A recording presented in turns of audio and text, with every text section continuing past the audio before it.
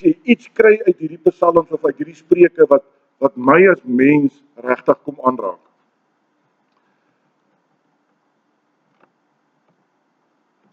Ek dink in die erediens moet ons begin deur vir mekaar te sê, ons erken dat die Here God is. By die verbondsonderrigklas daar in Kroonstad het ons gepraat die afgelope week oor die drie-eenheid, dat dit een wese is, maar drie persone. Dat die een wese saamgestel is uit die drie persone wat elkeen 'n spesifieke funksie het. En ons kan later weer daarby kom. Maar dis goed dat ons dit weet en dat ons besef hoe hierdie dinge in mekaar sit. Die psalms is nie net woord van God nie. Dis ook 'n openbaring van God se wil. Met ander woorde, dis 'n openbaring aan my en aan jou oor hoe ons lewens moet inrig. Hoe die Here vra wat ons moet doen. En dan kan die psalms ook leersaam wees in terme van hoe die Here gedien moet word. Wat ek en jy moet doen in die erediens. En nou kom ons eers uit by die punt, wat maak ek in die erediens?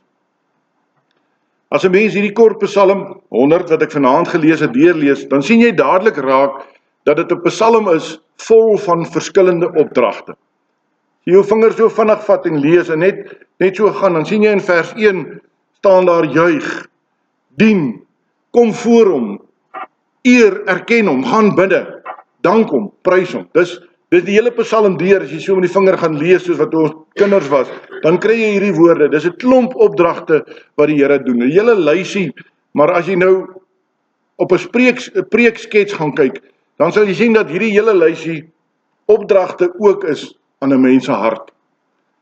Ek en jy regtig in ons harte aan God behoort, dan wil ons spontaan hierdie dinge graag doen.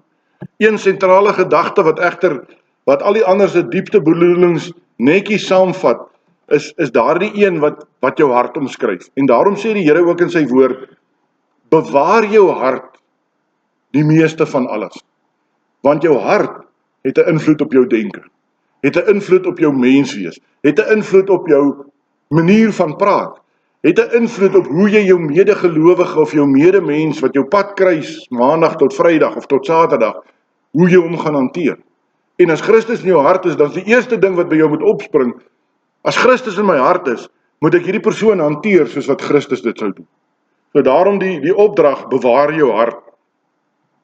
En dan hierdie kernwoord in vers 3 is, erken dat die Here God is. Die hele Psalm 100 is amper simmetries gebou rondom hierdie sentrale gedagte van erken dat die Here God is. Dis in menslike terme die hart van die erediens. Dis die grootste rede waarom ek en jy erediens toe kom. Die inkom by die Here in sy persoonlike teenwoordigheid, want ek het net nou gesê, die Here sê vir ons in sy woord, waar daar 2 of 3 in my naam vergader, sal ek self teenwoordig wees. Nie, ek kyk eers, is ek kwaad vir Annette of is ek kwaad vir Jopie of, nee, hy's hier. Onvoorwaardelik. En daarom is dit, soos ek sê, die hart van ons erediens. Hierdie inkom in sy persoonlike teenwoordigheid is amper 'n ingang in sy poorte in. Dis 'n openlike, openbare belydenis wat jy eintlik doen as jy by die kerk se deur instap om te sê die Here is God.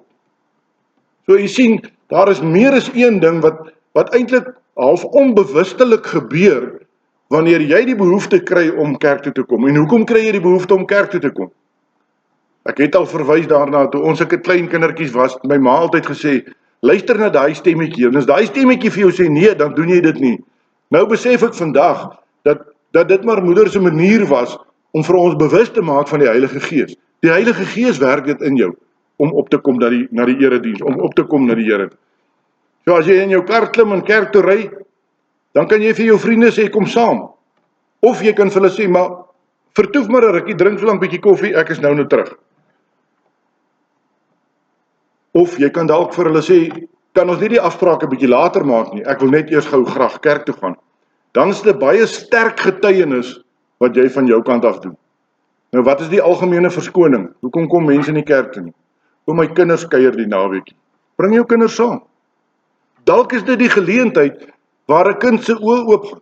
Dalk is dit 'n geleentheid waar die Here 'n kind regtig aanraak en sy lewe totaal verander. Maar nou ontneem ons God daardie geleentheid en ons self bly ook weg, want my kinders kuier.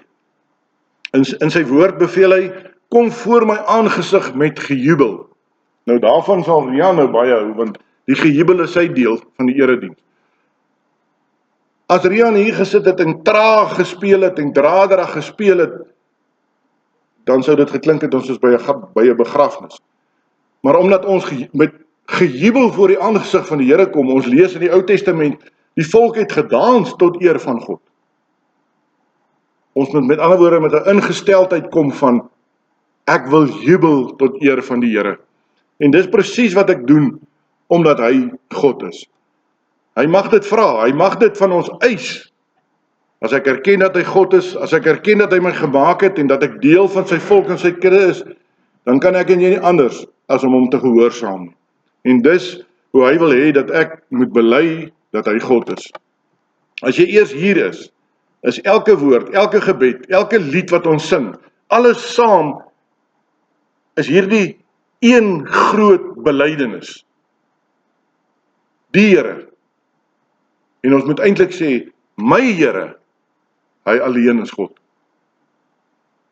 So ek en jy doen 'n belydenis voor die Here as ons kerk toe kom. En nou is die volgende vraag, maar wat dring my tot so 'n belydenis? Wat dring my om hier in te stap sodat die wêreld kan sien ek kom aanbid God? Wat dring my, want dis 'n belydenis soos ek vroeër gesê het, net deur in te kom in die kerk, net deur op te kom na sy kerk, is dit 'n belydenis van 'n opdrag wat jy uitvoer. Maar wat dring my tot so 'n belydenis? Wat is dit wat my hart so vol maak met danksegging en lofprysing, dat ek nie kan stil bly nie? En eintlik moet ek sê, dat ek ook nie wil stil bly. Die antwoord staan in vers 5, wat begin met die woordjie want.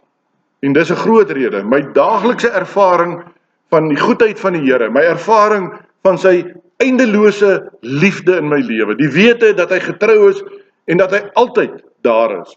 En ek sê vir die studente by die verbondsonderrigklas, nie studente nie, katkesante, sê ek vir hulle, het jy al besef, wat sê ons van die almag van God, dat hy elke oomblik van elke dag saam met elkeen van ons is. Oom Frans, onder in die myngate, waar hy moet werk, Jaco, waar hy op die plase rondry, elke oomblik van elke dag saam met elkeen van ons. Ek vat dit nou maar van myself. Ons kleinkind het bietjie daar by ons gekuier tot vanoggend.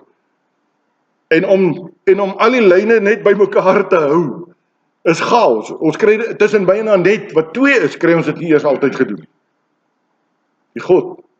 Die God wat ons aanbid, is elke oomblik van elke dag saam met elkeen van ons, sonder om te huiwer.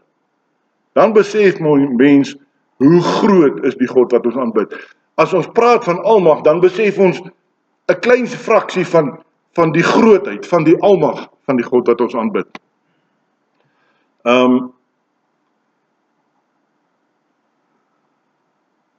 Ons maak almal foute en ons doen sonde.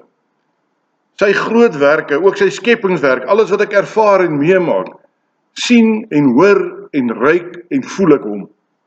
Alles wat u en ek met sintuie wat ons het, kan beleef, is dit wat God geskaap het. En dan het hy nie soos ek en jy gewerk om ons sement gemeng te kry nie. Hy het die woord gespreek en dit was daar. Dis hierdie dinge wat 'n mens se hart so vol maak, dat jy eintlik nie kan wag vir Sondag se erediens nie. Dat jy nie kan wag vir Sondag aand se Bybelstudie om 'n bietjie meer te leer. Dat ons nie kan wag om plek te maak en tyd te kry en uiteindelik weer te jubel voor die eer van die Here nie. En dis hoekom ek hierdie studente blaadjies verlede week het Wian hulle dit vir ons uitgehaal. Ons moet leer om te jubel en te juig. En daardeur sê ek nie, verstaan my glad nie verkeerd, die kerk moet 'n sirkus word. Glad nie. Maar mense, het ons nie rede om opgewonde te wees. Ons wat in God glo, wat weet daar wag 'n ewige lewe. Hierdie jare op aarde is maar 'n tydelike lewe. Daar wag 'n ewigheid. Het ons nie dan rede om opgewonde te wees? Jy weet, as ons op vakansie gaan, maak nou nie saak hoe oud jy is. As ons op vakansie gaan, daai opgewondenheid, daai laaste 2-3 dae, dit kan net nie, ons moet nou aan die ry kom. En so moet ons begin voel oor die Here in ons lewe. Ons moet opgewonde raak, ons moet soos kinders raak. En die Here sê dit in sy woord.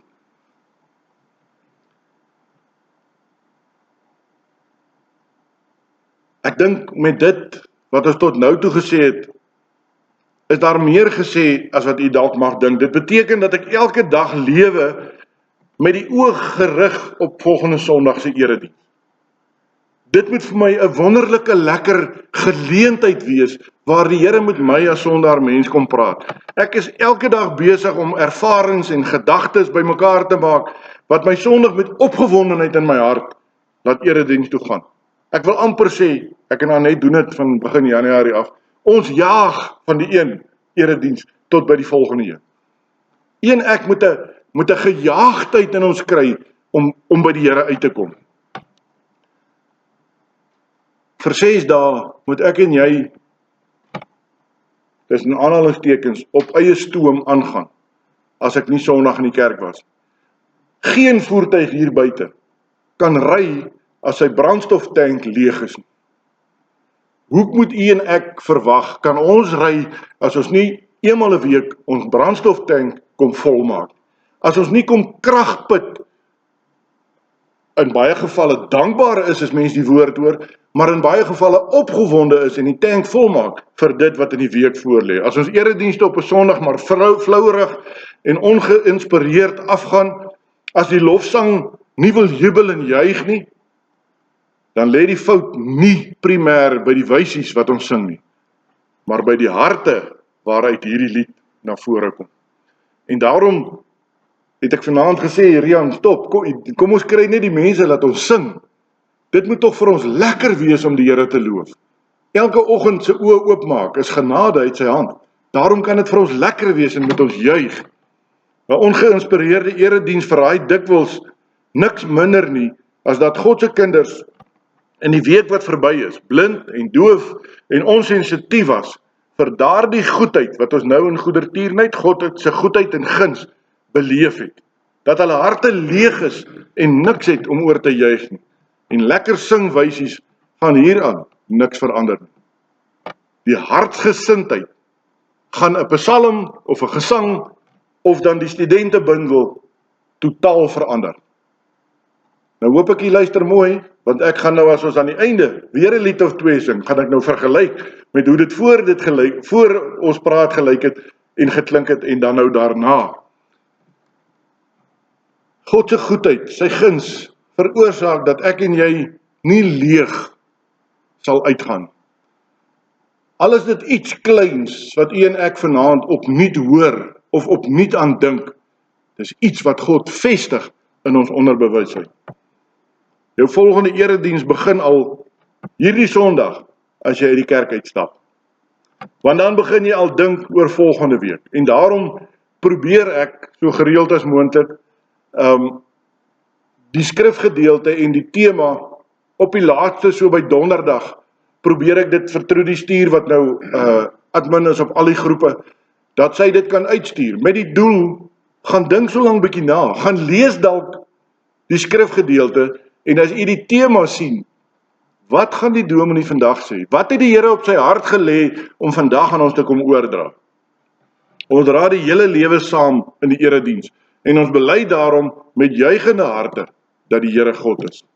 As hy dan nou later kom in die verse en hy sê in 'n latere vers om voor sy aangesig te kom, dit beteken letterlik dat die mense in die erediens in die persoonlike teenwoordigheid van die Here kom.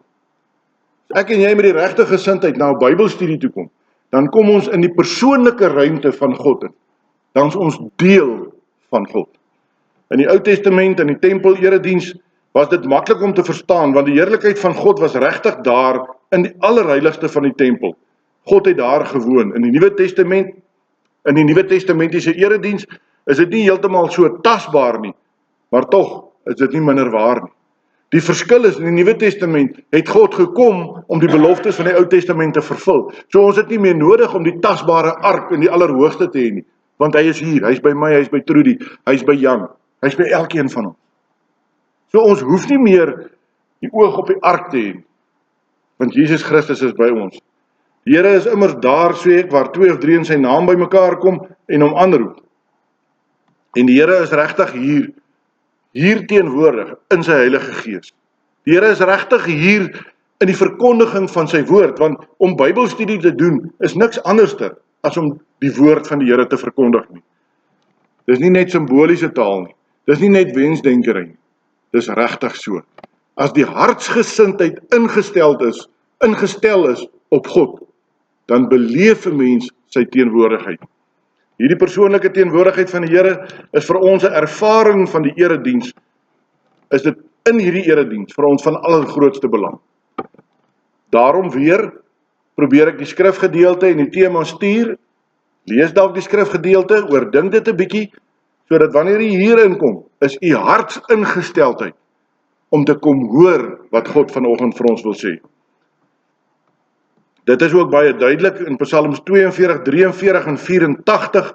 In Psalms 42 en 43 hoor ons die uitroep van intense verlange. Mens hoor van 'n smagting van iemand wat deur sy omstandighede nie teenwoordig kan wees in die tempel nie.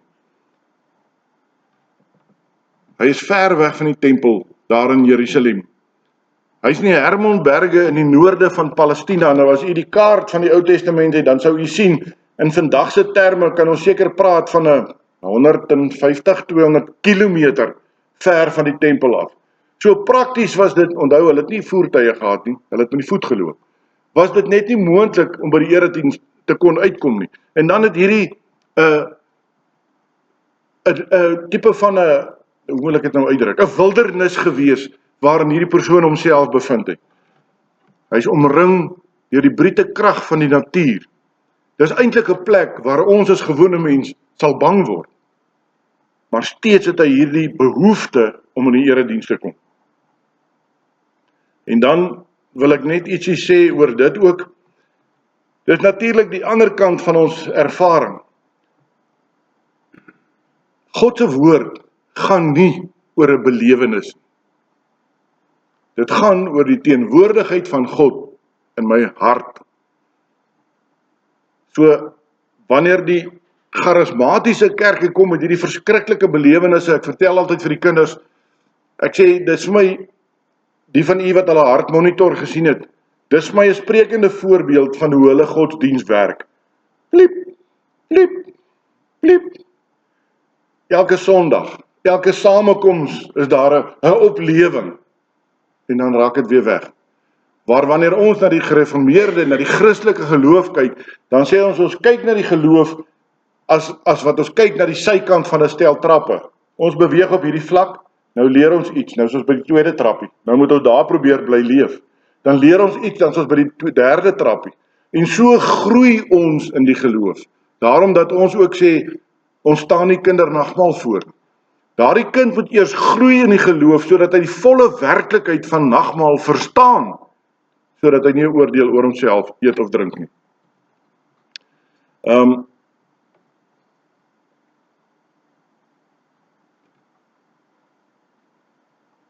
Ons moet nie belewennisse afmaak. Ek sê baie vir Annette, vandat ek in die teologie en die bediening betrokke is, het daardie Engelse spreekwoordjie van God works in mysterious ways, het vir my 'n realiteit geword. 'n manier wat ek dit glad nie verwag of glad nie dink nie, dan werk die Here met dit. 'n ding wat ek dink dis onnodig of oorbodig, môre oormôre, dan besef ek hoekom het dit vandag gebeur. Die Here werk op 'n majestueuse, maar ook op 'n misterieuse manier in elkeen van ons lewe. En daarom dat die digter dit roep en hy sê, ek smag na u, o God, ek dors na die lewende God. Wanneer kan ek gaan en voor God verskyn? Jy sien, dit kom terug na daardie gedeelte toe waar Paulus sê om die Here te ken is vir my heerlik, maar die dood is vir my 'n wins. want dan is hy by God. Dis asof hierdie psalmdigter ook sê, hierdie smagting van hom na God, hierdie dors na die lewende God, is omdat hy by God wil wees. Sy bedoeling is baie duidelik. Juist die persoonlike teenwoordigheid van God in die erediens is die antwoord op hierdie pynlike ervaring van ons gebroke bestaan. En ongelukkig is almal van ons so geprogrammeer dat ons maklik onderste bo gegooi word deur sosiale media, die pers, dit wat in die wêreld aangaan. Maar weet jy, as ek en jy ons oog gefestig hou op Jesus Christus, dan gaan die wêreld ons miskien heen en weer stamp en stoot, maar hy sal ons nooit onderste bo kry. En daarom is dit belangrik om in die erediens te kom, om my brandstoftank te kom volmaak. Daar's net een manier om hierdie brandende dors in my siel te les, en dis om in die teenwoordigheid van God self te kom. Daarom is dit vir die AP Kerk ononderhandelbaar dat die woord suiwer bedien moet word. Daarom is dit belangrik, en ek weet nie of u dit al opgelet het nie, wanneer kerkraad afgevaardig word een predikant en 2 ouderlinge gestuur na 'n ring of 'n synode sitting toe. En as 'n gemeente 2 predikante het, dan moet daar 4 ouderlinge gestuur word. Met daardie doel dat, hoe moet ek dit nou uitdruk? Dat dinge nie skeef getrek word met teologiese redenasies nie, maar dat ons by die suiwer woord van God moet bly. Die altaar was in die tempel die fokuspunt van die volk se aanbidding. Dis daar by die altaar waar die offers gebring het en waar hulle tot God gebid het. Met God wat gekom het na die aarde en ons as Nuwe Testamentiese kerk wag op die wederkoms, is hy hier teenwoordig. Is daar nie meer nodig om 'n fokuspunt in die kerk te hê nie. Ons moet fokus op Jesus Christus. In Psalm 84 staan dat selfs die swaalkies en die mossies hulle toevlug neem tot die altaar van die Here. In al hulle kleinheid, in al hulle geringheid, soek hulle lewe en veiligheid by God. Ek sê nou die dag weer vir iemand, as die Here vir ons sê, daar sal nie 'n haar van jou kop val, sonder dat dit my wil is nie. Het jy al 'n bietjie mooi gedink?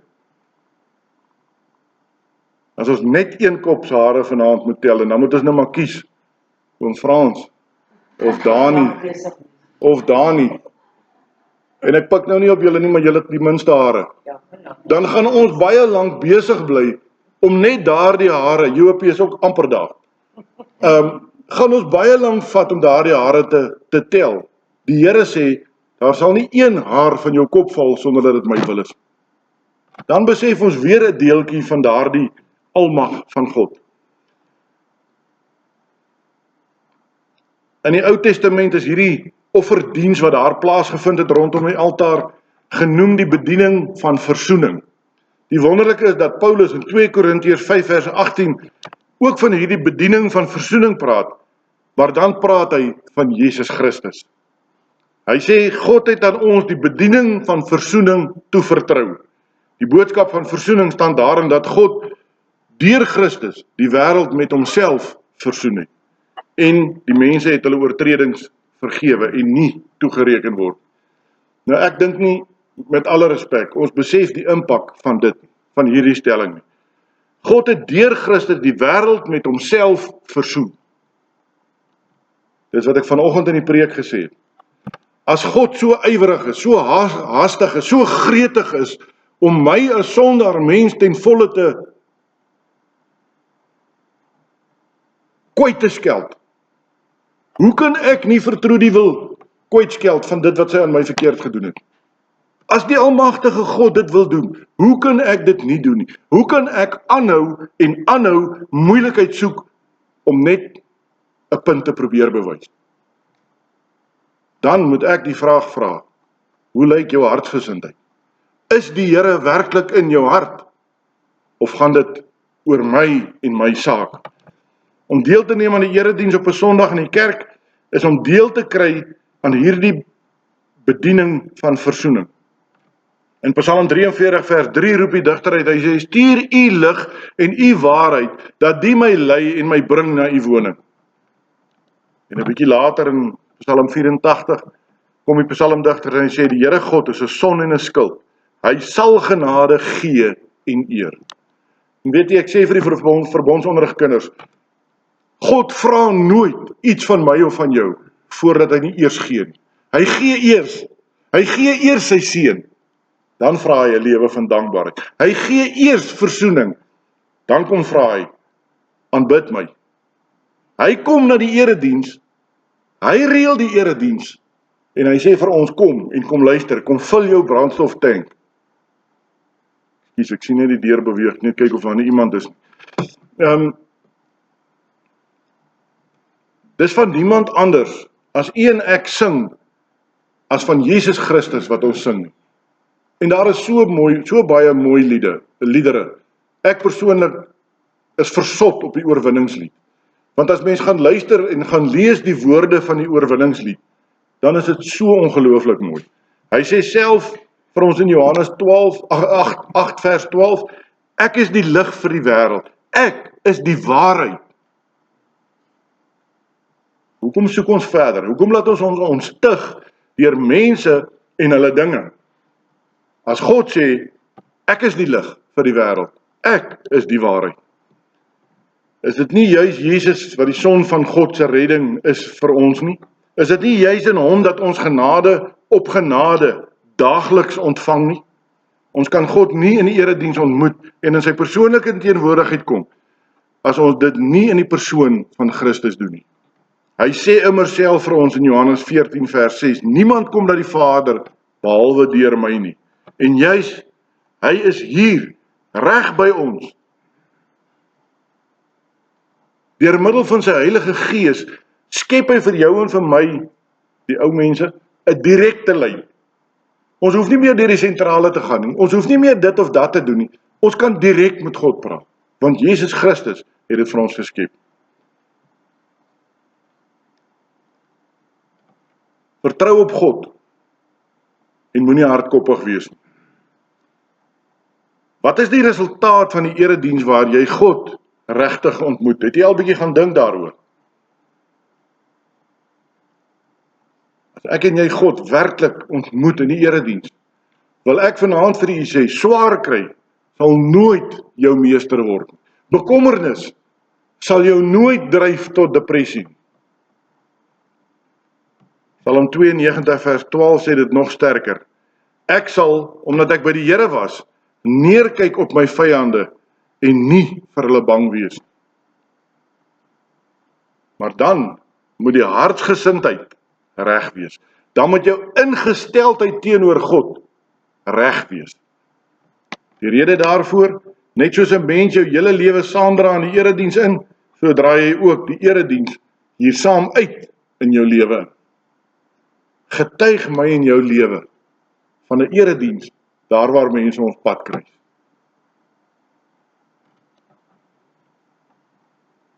Dit geld nie net vir vrede en troos waarin jy lewe nie, dit geld ook vir jou gehoorsaamheid aan God. In Psalm 95 begin daar met 'n oproep om die Here te aanbid en om te jubel tot sy eer, net soos wat ons Psalm 100 is wat ons vanaand gelees het. Maar die tweede helfte gaan verder. Hy sê, as julle vandag na my stem wou luister, verhard julle harte nie.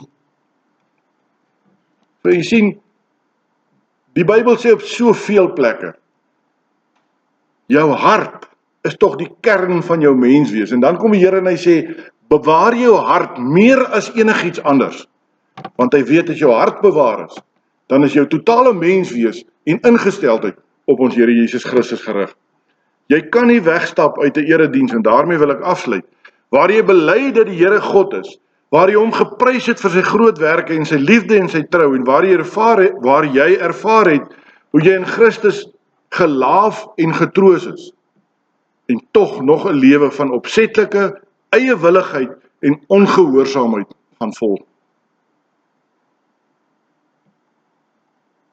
Het daar nie die spreekwoord, en dit staan as ek reg onthou iewers in die Bybel ook, waar die Here sê, die een wat, as jy dan nou die eerste klip kan gooi, doen dit. Nou ek wil vir julle sê, jy het my nou vanoggend beroep, maar ek het vir julle baie slegte nuus. Sou ek die beroep aanvaar hiernatoe, en Potchefstroom was 'n volmaakte gemeente, dan gaan hy van die dag wat ek hier bevestig word, nie meer volmaak wees nie, want ek is nie volmaak. So julle sal met vrede maak daarmee. Dan moet ons werk aan mekaar se hartsgesindheid om die Here te loof en te eer en te prys. Ons moenie 'n lewe van opsetlike eiewilligheid en ongehoorsaamheid najag. Ons moet 'n lewe najag waar ek in Christelike liefde van my broer kan verskil en dit op 'n Christelike wyse kan regstel. Dis hoe 'n erediens en elke erediens 'n lewensveranderende gebeurtenis kan wees in elkeen van ons se lewens. Daarom wil ek vanaand by u pleit, laat ons dan elke Sondag voor sy aangesig kom met 'n gejubel. En ons is nou 'n klein groepie in verhouding met wat vanoggend hier in die kerk was. Maar as ons klein groepie se hartgesindheid volgende week is dit wat die Here van ons vra, dan gaan ons so jubel in ons lofsange, in ons lofprysinge vir die Here, dat ons die res van die gemeente gaan saamtrek. En dan wil ek graag sien of die dak bly staan. Dan wil ek sien hoe ons met kinderlike opgewondenheid die Here loof en prys en sy naam verheerlik. Is daar enige vrae van u kant af? Almal sit so doodstil. Met groot konsentrasie en luister. Geen vrae nie. Kan ek vir van die manne vra dat ek gaan geleentheid